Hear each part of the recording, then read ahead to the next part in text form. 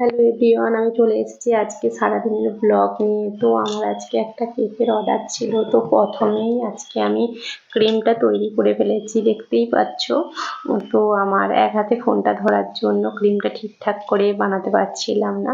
তারপরে রেডি করে ফেলেছি স্পঞ্জটা রেডি করে নিয়ে আমি একটু ওভেনে ঢুকিয়ে দিয়েছিলাম। তারপরে স্নান টান করে আজকে পুজো সব জিনিসটা আরিয়ান করে রেখেছিল। আমি জাস্ট একটু প্রদীপটা জ্বাললাম, একটু চন্দনটা ঘষে ঠাকুরের পায়ে একটু ফুল দিয়ে একটু পুজোর কাজটা শুরু করে নিলাম। তো তোমরা জানো যে আমি ছোট বড় সব রকমই ভিডিওগুলো তোমাদের সাথে একটু শেয়ার করি। আমার ভিডিওটা যদি তোমাদের ভালো লেগে থাকে অবশ্যই সাবস্ক্রাইব করে আমার পাশে থেকো। তো আমি রেডি করছি, দেখতেই পাচ্ছ চন্দন ঘষছি। যদিও আমি ক্যামেরাটা নিজেই একাই ধরে একাই করি। হ্যাঁ, স্ট্যান্ডে যদিও আছে, তবু স্ট্যান্ড আর আনলাম না, একাই পুজোটা শুরু করলাম। আরিয়ান তো অনেকটাই রেডি করে রেখে দিয়েছিল। তো আমি যেটুকু বাকি ছিল, যেটাও করতে পারে না, সেটাই আমি আজকে করেছি। আমার এই ছোট্ট ব্লগগুলো তোমাদের কেমন লাগছে অবশ্যই তোমরা একটু কমেন্ট বক্সে এসে জানাবে, কারণ তোমাদের যদি ভালো লাগে আমি অনুপ্রাণিত হয়ে আরও বেশি করে ভিডিও দিতে পারি তোমাদের। তো যারা আমার বন্ধু আছো অবশ্যই একটু কমেন্ট বক্সে এসে জানাবে। তো এটা আমার ভগবান, দেখতেই পাচ্ছ আমাদের ভগবান। তো আমার পুজোর কাজটা প্রায় শেষ হয়ে এসেছে। এবার জাস্ট ঘন্টা বাজানো, যে সাউন্ডগুলো তোমাদের সাথে আমি শেয়ার করি না, অবশ্যই অল্প করে একটু করে শেয়ার করি। পুরো সারাদিনের পুরো ভিডিওটা শেয়ার করা হয় না।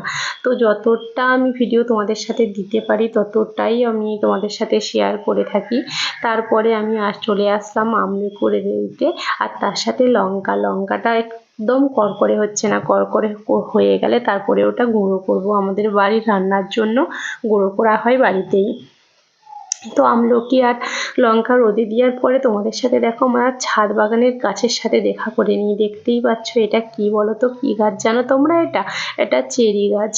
দেখতেই পাচ্ছ ফুল এসেছে ছোট ছোট, কারণ প্রথম বছর খুব সুন্দর হয়েছিল, তারপরের বছর একদম চেরি হলো না।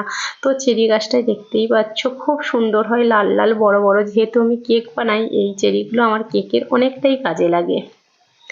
খুব সুন্দর হয়েছে গাছটা। তোমরা যারা গাছ প্রেমিক অবশ্যই কমেন্ট বক্সে এসে জানাবে। আর এটা দেখছো ড্রাগন গাছ। তো এটাতে অনেক রকমারি ড্রাগন আছে, দেখতেই পাচ্ছ। এটাতে হলুদ আছে, জেলি আছে একসাথে লাগানো। আর এই বড় গাছটা হচ্ছে জাস্ট পিঙ্ক, ভেতরটা এর পিঙ্কই হবে। দেখো বৃষ্টি হওয়ার পরে এত ঝলমলে রোদ্দুর উঠেছে যে তোমরা তো সবাই দেখতে পাচ্ছ কতটা ঝলমলে চকচকে রোদ। দুদিন পরে বৃষ্টি হচ্ছিল, তারপরে এত সুন্দর ওয়েদারটা যে ভিডিও না করে তোমাদের সাথে আমি পারলাম না। এত ভালো লাগছিল ছাদে এসে যে খুব সুন্দর লাগছিল। তো তোমাদের সাথে একটু সেই জিনিসটাও শেয়ার করে নিলাম। তারপরে শেয়ার করার পরে চলে গেলাম নিচে। দেখো ভিউটা একবার দেখো, খুব সুন্দর লাগছিল ভিউটা। তারপরে আমি নিচে চলে গেলাম। নিচে চলে গিয়ে তারপরে আমাদের কেকের কাজটা, যেটা আমার রেডি করার ছিল, আজকে বিকেলে অর্ডার রয়েছে কেকটা।